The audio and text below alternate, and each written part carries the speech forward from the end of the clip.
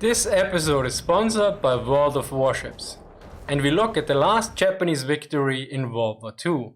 For a free starter pack with ships and in-game goodies, be sure to check out the link in the description. More on this later. So what was the last Japanese victory?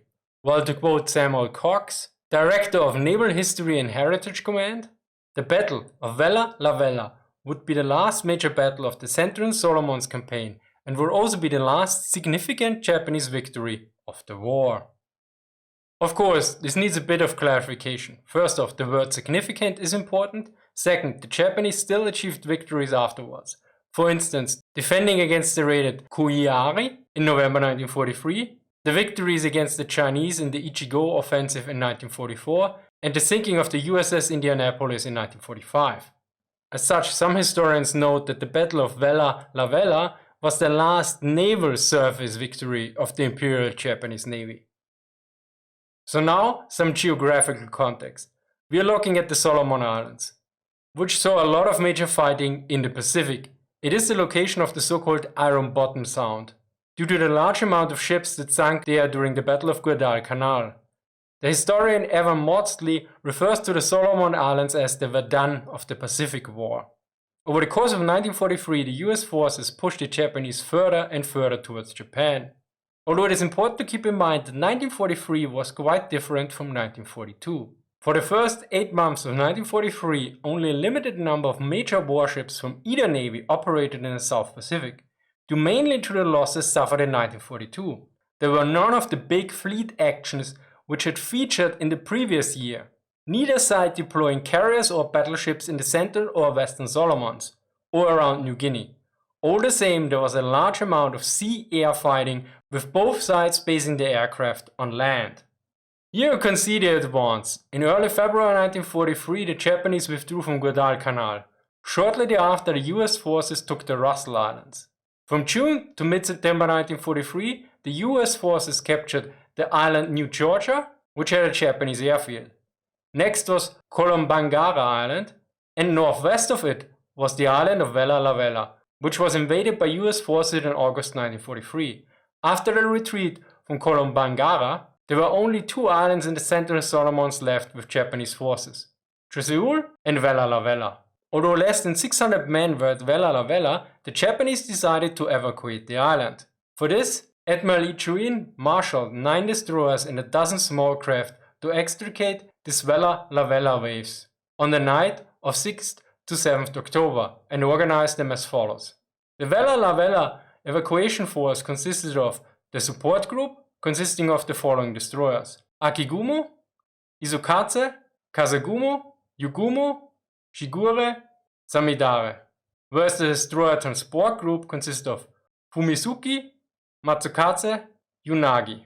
Note, these 3 were all Mutsuki and Kamikaze class destroyers, which were all refitted in 1943. Sadly, I could not find the exact refitting for the Matsukatse and Yunagi, yet for the Fumizuki we have a bit more data. It was refitted from May to August 1943.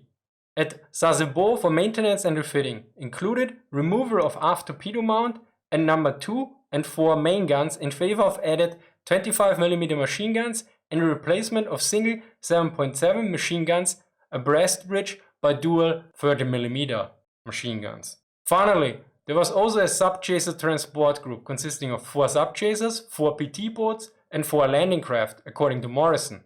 The Japanese post-war monograph 99 notes 1 subchaser, 4 converted subchasers, 3 torpedo boats and 4 small landing craft, although this one was not corrected for errors. Whereas Cox notes 20 barges and small auxiliaries, which is also what Dahl wrote. Meanwhile, on the American side, the situation was a bit different. There were basically 2 groups of destroyers. The northern group under the command of Captain Frank Walker, and the southern group under the command of Captain Harold Larson. Northern group consists of the destroyers Selfridge, Chevalier, O'Bannon, and the southern group of Ralph Talbot, Taylor, Lafayette. In terms of classes, most of them were Fletcher-class destroyers, of which in total 175 destroyers were built during the war. Let us look at the approximate location of the battle in relation to the Solomon Islands, and some better known locations. Here's Rabaul, a major Japanese base. This is the slot. Here's Guadalcanal, and here's the island Vella Lavella.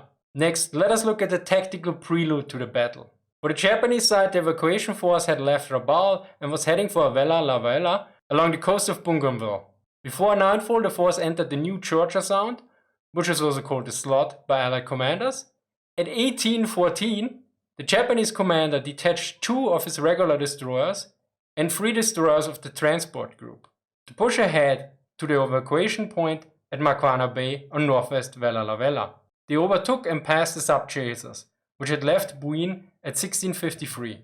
Meanwhile, on the American side, in the afternoon of October 6, US searchplane noticed the Japanese destroyers. For the US admiral, the problem was that only 3 destroyers, which would form the northern group, were available, since all the others were already committed to convoy duty. Hence, he split off 3 destroyers from a convoy, the southern group. So in total at 1900, 2 groups of destroyers were heading towards Vella Lavella, although with quite a distance to each other. The forces were now approaching each other, and were informed by various sources on the strength of the opposing forces as well. Generally, there was good visibility that night, which limited the advantages of US radar, although Dahl notes that at certain spots there was poor visibility as well. Let us look at the Japanese side. Admiral Ichuin's forces had also been misinformed by a report of an approaching US force composed of 4 cruisers and 3 destroyers. Note that Morison notes for this or another report a different number of reported ships. As early as 2058, having seen Walker's 3 ships silhouetted by aircraft flares and having heard the snooper report them as a cruiser and 4 destroyers, the transport group had reversed course and headed for home, but the escort, Shigure and Samidare, joined the admiral. Meanwhile, the US destroyer group commander was spotted by Mitsubishi FM-1 Japanese reconnaissance floatplane, which was called Pete by the Allies. When the first bogies appeared on his radar screens around 1940, Walker slipped into a rain squall and altered course and speed, but everywhere that Walker went, Pete was sure to go, supplementing the light of a first quarter moon with flares and floatlights. Yet in contrast to the Japanese recon, the US information was far closer to reality. Walker had been warned by the US admiral that the Japanese had at least 9 destroyers, which was very accurate information considering that the difference between a regular destroyer and a transport destroyer are very limited at most distances. The 2 forces were now at rather close distances to each other and began spotting each other. At 22:35, Japanese lookouts spot the 3 US destroyers at a distance of 19,500 yards. The Japanese commander was confused about them. He was not sure if these ships were not his own subchaser group. At 22:38, he decided to move southward. If the unknown ships were American, he figured, they would follow him away from Makwana Bay. Meanwhile, on the US side, the radar spotted the Japanese ships at 22:31, namely 2 surface groups about 10 miles west of them. Note, this means the US spotted the Japanese 4 minutes earlier before they were detected by the Japanese. Although outnumbered, the commander of the northern destroyer group pressed for the attack. Believing he was up against 9 Japanese destroyers, Walker decided to attack anyway with the intent to hurt or draw the Japanese towards Larsen's destroyers, which would make the odds 2-1 instead of 3-1. In reality, the odds were better than Walker assumed. The Japanese destroyers came in 2 groups. The first one, consisting of 4, moved southeast and performed a 90-degree turn towards north, and then turning around 90 degrees again at 22:35. Remember, at this time the Japanese spotted the US destroyers, but they were not sure if they were enemy forces. Meanwhile, the second group, consisting of 2 destroyers, came from the north, moving southwest. At 22:38, both groups had parallel course next to each other. Now the battle entered into its main stage, for which we also have a tracking chart that show the various movement of both sides. Since the Japanese commander assumed a very different force, depending on the source, either 1 cruiser or even 4, he misjudged the distance of the US ships. Here's the situation at 22:45. The US forces are approaching from the east towards southwest. Both Japanese destroyer groups were moving in a line ahead formation. Yet the larger group now changed into a line abreast formation, while the US destroyers were getting closer. As such, at 22:49 we had this situation. At 22:52, the US destroyer group was here. As such, the Japanese destroyers were not in an ideal firing position. Even worse, a few minutes later the destroyer Yugumo broke formation and moved towards the US destroyers. This meant that the other Japanese destroyer could not drop their torpedoes without risking hitting the Yugumo. Additionally, at 22:55, the US destroyers fired 14 torpedoes at Yugumo and 1 minute later opened fire with the guns. At that time, Yugumo managed to fire 8 torpedoes at 22:56, yet was also hit by gunfire from the US destroyers, which knocked out her steering. At 23:01, the smaller Japanese destroyer group fires of 16 torpedoes towards the US destroyers.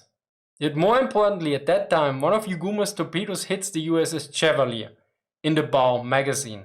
Torpedo and magazine erupted together, tore off the bow as fast as the bridge, blew the bridge crew into the air and slammed them stunned to the deck. Here several incidents happened and created a bigger one. The signal man that should contact the following destroyer fainted before he got off the message. Additionally, the Chevalier was missing the bow and was going at high speed. The propellers, still thrusting, threatened to submerge the ship like a submarine. The order for back emergency fuel was carried from the cabin to the engine room, yet just a few seconds later the destroyer O'Bannon slammed into the starboard side of the USS Chevalier. As such, only one US destroyer, the USS Selfridge, was fully operational, although remember that the Japanese destroyer group had fired their torpedoes at her. Yet the Japanese suffered as well. At 23:03, Yugumo, already damaged by gunfire, was hit by a torpedo as well.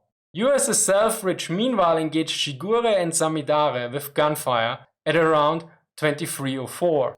Yet only 2 minutes later, 16 torpedoes finally arrived, and Selfridge was hit by one. Although no fires broke out or a magazine exploded, the Selfridge was dead in the water. At 23:10, the Yugumo sank. The remaining Japanese destroyer retreated, and at 23:17, the group of destroyers fired a parting shot of 24 torpedoes at the US destroyers. From our perspective, the Japanese retreat seems counterintuitive, since 2 US ships had been hit by torpedoes and another one had collided, at the loss of one destroyer. Yet remember, the Japanese commander assumed he was fighting cruisers. Furthermore, the second US destroyer group was coming from the south as well. By this time, snoopers had found Larsen's 3 destroyers, the southern group, and reported them to the Admiral Ichuin, who did not relish engaging more cruisers. He ordered a retirement, and by 23:13, his destroyers were heading to Rabaul. Meanwhile, the US forces tried to save their ships. USS Chevalier had to be given up. USS O'Bannon helped with the evacuation of the crew. The USS Selfridge, which was also hit by a torpedo, could be rescued. After searching for survivors, the remaining parts of the US Chevalier were blown up with torpedoes and depth charges. USPT boats saved men of the Japanese destroyer Yugumo, in total 78 men. Yet, one of these struck the final blow for the Emperor by killing a sailor of PT 163, who was giving him a cup of coffee. Let us take a short look at the results of the battle. The Japanese managed to safely evacuate their garrison from Vella Lavella, yet they lost one destroyer, the Yugumo. Meanwhile, the US forces lost one destroyer and 2 more were heavily damaged. Yet far more interesting is what both sides assumed they had achieved. On the Japanese side, Admiral Ichuin claimed sinking 2 cruisers and 3 destroyers.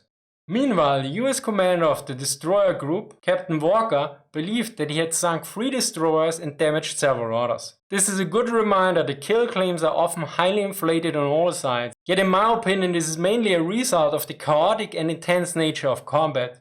Remember, it is a significant emotional event. And speaking of significant emotional events, this brings us to the sponsor of this episode, the free-to-play game World of Warships. If you want to get your hands on a starter pack for new players containing 200 doubloons premium in-game currency, 2 ships, the Tier 3 cruiser USS St. Louis and the premium German Tier 2 cruiser SMS Emden, 20 restless fire camouflages, 2.5 million credits and 7 days of premium time, check out the link in the description. This pack is worth around $30 US. World of Warships features over 300 ships, including the US Fletcher class destroyers and the Japanese Kagero and Yugumo class destroyers that saw action at Vella Lavella. Additionally, it also contains legends like the Shokaku, the Yamato, USS Iowa, HMS Warspite, the Bismarck and many more. The game is a nice blend of action and outthinking your enemy in large naval battles. So if you want to dive bomb one of over 30 million players worldwide, head on in. Of course, you can also slug it out at long range or deliver a spread of torpedoes up close and personal. Additionally, the game offers new missions and events each week. Big thank you to World of Warships for sponsoring this episode. Be sure to check out the link in the description. Special thanks to Justin for helping me out with the script and resources. As always, sources in the description. Thank you for watching and see you next time.